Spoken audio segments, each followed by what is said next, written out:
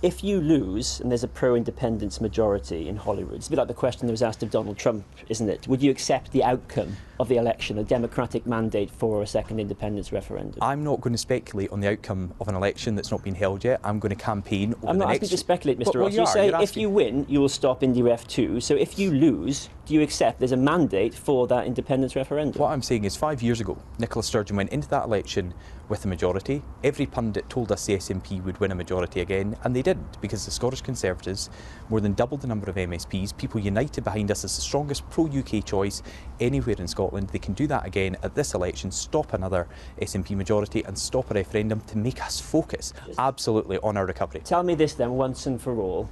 What is the democratic path to an independence referendum? Presumably you'd be the first to complain if Nicola Sturgeon tried to do this process undemocratically or unofficially. So what is the democratic path to a referendum? And that's why I'm complaining about it. I'm complaining that Nicola Sturgeon and the SNP want to hold a wildcat illegal referendum. So if they don't get the Section 30 order, if the UK government doesn't agree to it, they would still charge ahead with damaging, divisive plans to separate our country all over again. I want to stop that. Do you see the trap that you set them? Because you say they can't hold an illegal referendum, and you say they can't hold a legal referendum. And I'm asking you, what on earth is the democratic process of people in Scotland, if they decide they want this, to have it? The people in Scotland can decide on the 6th of May to get a parliament that is laser focused on our recovery, on rebuilding Scotland. We do that by stopping an SNP majority, and the tried and tested method to stop the SNP is to vote for the Scottish Conservatives, because we've got the strength across the country to stand up to the SNP, to challenge them and to stop their plans to divide our country with another. I know your press people want us to end, but I really keep going, ignore him. I normally do as well. Keep asking. I really don't understand.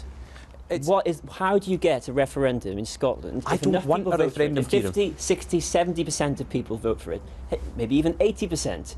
Are you telling me there's no democratic way that people can have a referendum? I don't want another referendum. I know you don't want it, but how do you get one democratically? What we're focusing on here is the next 5-year parliament. A 5-year parliament when we've got an opportunity to unite parties behind our sole aim, which is to recover from COVID-19 and rebuild Scotland after the pandemic. One last try, just for me, but is there a democratic way of having this referendum at all? We've had a referendum in 2014. What we're saying at this election is we can stop the SNP with their divisive plans to have it again in the next couple of years. It's the same answer you've just given me again, so I take it's a no.